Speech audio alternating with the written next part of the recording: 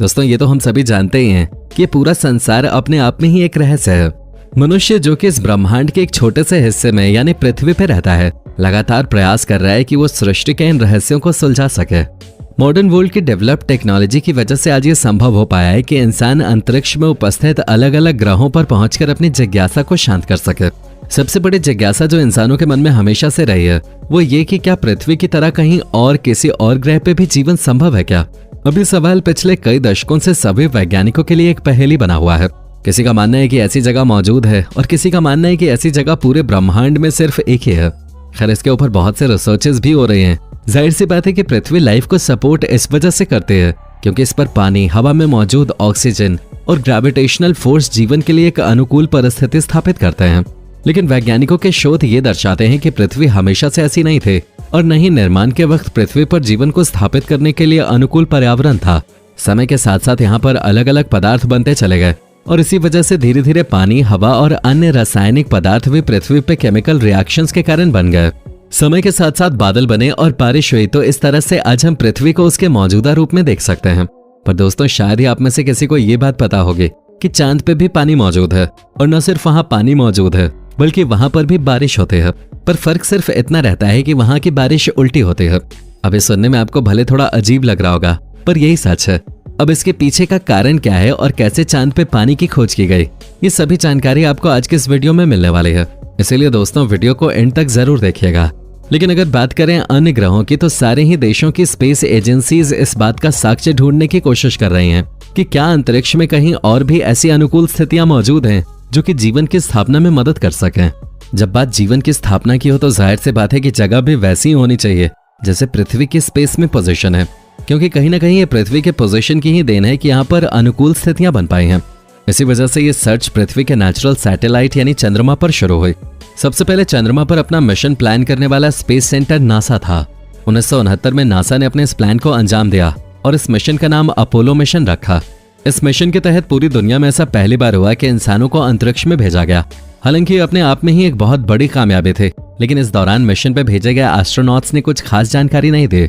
1969 से लेकर 1972 तक नासा ने ऐसी 5 घटनाओं को अंजाम दिया और ये सारे मिशन सक्सेसफुल भी हुए। लेकिन तब भी मिशन पे जाने वाले एस्ट्रोनॉट्स ने ऐसी कोई नई जानकारी नहीं दी जो कि चंद्रमा पर जीवन को स्थापित करने में मदद कर सके। फिर आया 22 अक्टूबर 2008 का वो महान दिन जब हमारे भारत ने भी सतीश धवन स्पेस सेंटर से चंद्रयान 1 नाम के एक मिशन को अंजाम दिया। तब दुनिया की नजरों में एक अंडर डेवलप्ड माने जाने वाले देश भारत से कोई ऐसी उम्मीद नहीं करता था और इसी वजह से पूरी दुनिया की नजर हमारे भारत के इस मिशन पे टिके हुए थे।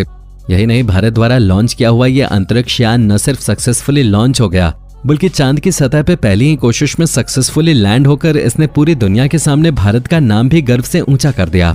ऐसा करने के साथ ही भारत दुनिया का चौथा ऐसा देश बन गया जिसने चंद्रमा पर सक्सेसफुली लैंड किया हो।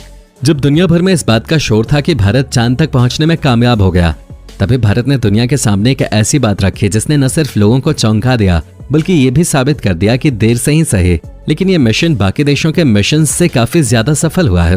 वैसे तो वैज्ञानिकों के द्वारा बनाए गए स्पेसक्राफ्ट चंद्रयान 1 का मुख्य काम चंद्रमा की सतह पर अपने सैटेलाइट को पहुंचाना और वहां चल रही प्रक्रियाओं की जानकारी को पृथ्वी पे पहुंचाना था। लेकिन वैज्ञानिकों ने चंद्रयान 1 के साथ एक और सब सैटेलाइट का इस्तेमाल किया था। इसका उद्देश्य ये था कि जब ये सैटेलाइट चंद्रमा की सतह पर टकराए तो उससे अंदाजा लग जाए कि अगली बार सतह पर अनुकूल लैंडिंग के लिए किस तरह से अप्रोच किया जाए। शायद वैज्ञानिकों ने यह सोचा भी नहीं होगा कि इस बात की जानकारी प्राप्त करने के लिए बनाई गई इस सैटेलाइट से उन्हें कुछ ऐसा पता चलेगा जो दुनिया भर के वैज्ञानिकों को हैरान कर देगा।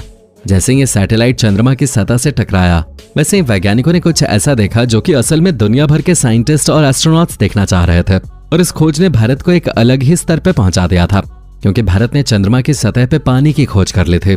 अब जाहिर सी बात है जो देश पहले ही चंद्रमा पर अपने अंतरिक्ष यान भेज चुके हैं या यहाँ तक कि इंसानों को भी भेज चुके हैं, उन्हें ये बात क्यों पता नहीं चली। और अगर उन्हें बात नहीं पता चली तो भारत के पास ऐसी कौन सी टेक्नोलॉजी थी जिसकी मदद से हमारे देश ने इस बात का पता लगा लिया। इसी बात को ध्यान में रखते हुए नासा ने भारत की इस खोज को मानने से इनकार कर दिया।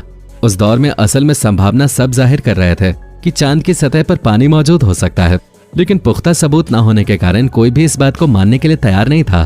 लेकिन जब 22 अक्टूबर 2008 को भारत ने अपने चंद्रयान मिशन के लिए अंतरिक्ष यान को लॉन्च किया और 14 नवंबर 2008 को चंद्रयान में लगे सब सैटेलाइट को चांद की सतह पर क्रैश लैंड करवाया, तो पहली बार ऐसा साक्ष्य मिला जिसने दुनिया भर के वैज्ञानिक और स्पेस सेंटर्स को इस बात का यकीन दिला दिया कि चांद की सतह पर असल में पानी मौजूद है। दरअसल हुआ ये कि क्रैश लैंडिंग के दौरान जब ये सैटेलाइट चंद्रमा की सतह से जा टकराया तो वहां पर धूल मिट्टी की एक आंधी से उठ गई।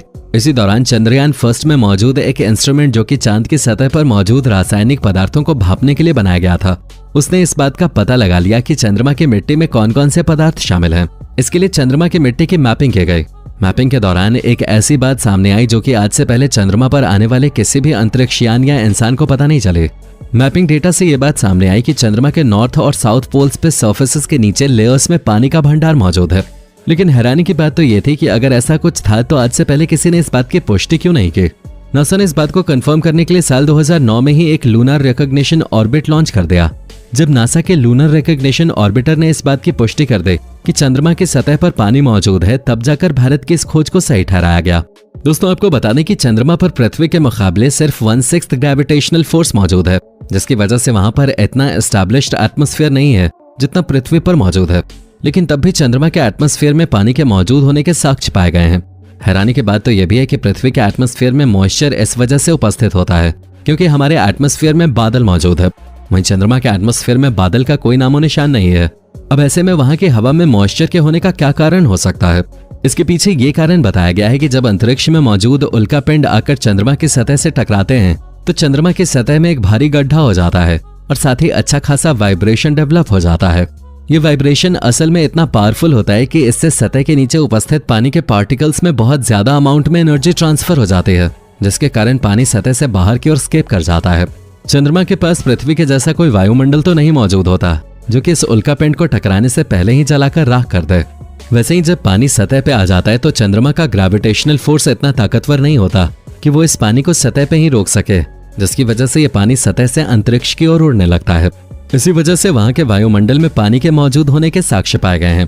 देखने में यह फिनोमेना बिल्कुल ऐसा लगता है जैसे बारिश उल्टी हो रही हो, यानी सतह से आसमान की ओर। लेकिन असल में ये ग्रेविटेशनल फोर्स के कम होने के कारण होने वाली एक प्रक्रिया है। इस तरह से चंद्रमा के एटमॉस्फेयर में पानी के उपस्थित होने के इशू को जस्टिफाई किया गया और इसके लिए इसरो ने दुनिया भर के स्पेस ऑर्गेनाइजेशंस और वैज्ञानिकों द्वारा बहुत अप्रिसिएशन गेन किया। इसरो ने दुनिया को चंद्रमा के बारे में एक ऐसा तथ्य बताया जो कि इंसानी जीवन को स्थापित करने के लिए सबसे ज्यादा जरूरी था। इसके बाद से लगातार कई सारे देश इस रिसर्च को आगे कंटिन्यू करने के लिए अलग अलग योजनाएं बनाते रहते हैं, लेकिन इसरो ने ये खोज करके दुनिया भर में अपना लोहा मनवाया है। वैसे दोस्तों, क्या आपको लगता है कि हम इंसान कभी चांद पर जाकर सेटल हो पाएंगे? हमें कमेंट करके जरूर बताएं। उम्मीद है आपको आज की इन्फॉर्मेटिव वीडियो पसंद आई होगी। अगर वीडियो अच्छी लगी हो तो इसे लाइक करें और सभी के साथ शेयर जरूर करें। साथ ही इस तरह के वीडियोस रोज देखने के लिए चैनल को सब्सक्राइब भी कर लें। धन्यवाद।